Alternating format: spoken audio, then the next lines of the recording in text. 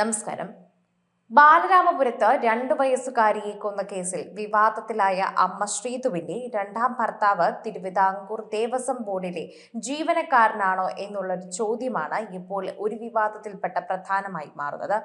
ഇപ്പോൾ ഈ വിവാദത്തിൽപ്പെട്ട ജ്യോതിഷി ശംഖുമുഖം ദേവിദാസന്റെ ഇന്നത്തെ പത്രസമ്മേളനത്തിലാണ് ഈ പരാമർശമുള്ളതെന്ന് പറയുന്നു.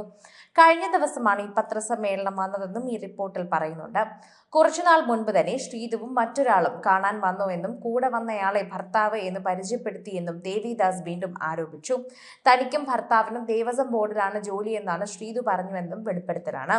ആദ്യം ഭർത്താവിൽ നിന്നും വിവാഹമോചനം നേടിയില്ലെന്നും ശ്രീതു പറഞ്ഞതായി നേരത്തെ ജ്യോതിഷി വെളിപ്പെടുത്തി. ഇതോടെ ലിവിംഗ് ടുഗെദർ ആണെന്ന കൂടിയാണെന്ന് സംശയമെന്നും പറയുന്നുണ്ട്. ഇയാൾ ദേവസ്വം ബോർഡ് ജീവനക്കാരനാണെന്ന് ശ്രീതു പരിചയപ്പെടുത്തിയത് ജ്യോതിഷി പറഞ്ഞിട്ടുണ്ട്. മുൻപ് ദേവസ്വം ബോർഡിലെ ജോലികാര്യം ജ്യോതിഷി പറഞ്ഞിരുന്നില്ല. ബാലരാമപുരത്തെ പല നിർണായക ചോദ്യങ്ങൾക്കും പോലീസിന് ഉത്തരമില്ല. ഇതിനിടയിൽ ശംഖുമുഖ ദേവിദാസൻ വീണ്ടും മാധ്യമങ്ങൾക്ക് മുന്നിലെത്തുകയുണ്ടായി. ബാലരാമപുരത്തെ ദേവേന്ദു എന്ന 2.5 വയസ്സുകാരിയെ കൊലപ്പെടുത്തിയ കേസിൽ തനിക്ക് പങ്കില്ലെന്ന ജ്യോത്സ്യൻ ശംഖുമുഖം ദേവിദാസൻ ജ്യോതിഷയുമായി ബന്ധപ്പെട്ട ശ്രീതുവിന് ഒരു മാർഗനിർദ്ദേശവും നൽകിയിട്ടില്ലെന്നും ശ്രീതു തല മുണ്ടനം ചെയ്തത് തന്റെ നിർദ്ദേശപ്രകാരം അല്ലെന്നും ശംഖുമുഖ ദേവിദാസൻ പറഞ്ഞു. വാഹനവും വീടും വാങ്ങി നൽകാമെന്ന് പറഞ്ഞ് 36 ലക്ഷം രൂപ വാങ്ങിയിട്ടുണ്ടോ എന്നും പോലീസ് ചോദിച്ചു. ഇക്കാര്യം ഞാൻ നിഷേധിച്ചു.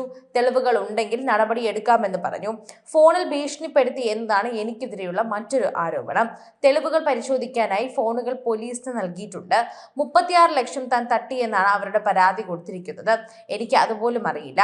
ബ്ലാക്ക് മെയിൽ തന്നെ ആയിരുന്നു എന്ന ഉദ്ദേശമാണ് സംശയമായി പോലീസിനോട് ഇപ്പോൾ പറഞ്ഞിട്ടുണ്ടെന്നും ദേവിദാസൻ പറയുന്നു.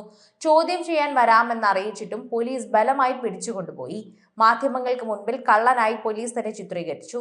ഹരികുമാർ എന്റെ അടുത്ത് ജോലി ചെയ്തിരുന്നപ്പോൾ അവന്റെ ശമ്പളം വാങ്ങാൻ അമ്മയും സഹോദരിമാരും മാസത്തിലൊരിക്കൽ വരുമായിരുന്നു.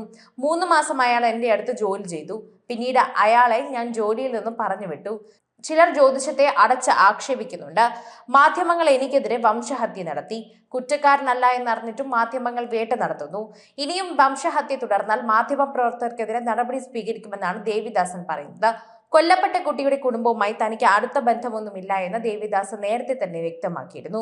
തനിക്കെതിരെ വ്യാജ വാർത്തകൾ നൽകുന്നവർ അനുഭവിക്കുമെന്നും ജ്യോത്സ്യൻ പറഞ്ഞു. ജ്യോതിഷത്തെ അടച്ചാക്ഷേപിക്കുകയാണ് ഇപ്പോൾ എല്ലാവരും ചെയ്യുന്നത്. കുറ്റക്കാരനല്ല എന്നറിഞ്ഞിട്ടും മാധ്യമങ്ങൾ വേട്ട നടത്തുന്നു. മാധ്യമങ്ങൾ തനിക്കെതിരെ വ്യക്തിഹത്യ നടത്തിയിട്ടുണ്ട്. പോലീസ് തന്നെ ബലമായി പിടിച്ചുകൊണ്ട് പോവുകയാണ് ചെയ്തതെന്നും മാധ്യമങ്ങൾ മുൻപിൽ കള്ളനായി തന്നെ പോലീസ് ചിത്രീകരിച്ചുവെന്നും ദേവിദാസൻ ആരോപിച്ചു. തെളിവുകൾ പരിശോധിക്കാൻ ഫോണുകൾ പോലീസിന് ദേവിദാസൻ നൽകി. എന്നാൽ ദേവിദാസന് പണം നൽകിയെന്ന മൊഴിയിൽ തന്നെ ഉറച്ചു നിൽക്കുകയാണ് ശ്രീതു. പോലീസിനെ ചോദ്യം ചെയ്യലിലും ശ്രീതു ഇക്കാര്യം നിരന്തരമായി ആവർത്തിച്ചതിന്റെ അടിസ്ഥാനത്തിലാണ് ദേവിദാസൻ വിളിച്ചുവരുത്തി മൊഴിയെടുത്തത്.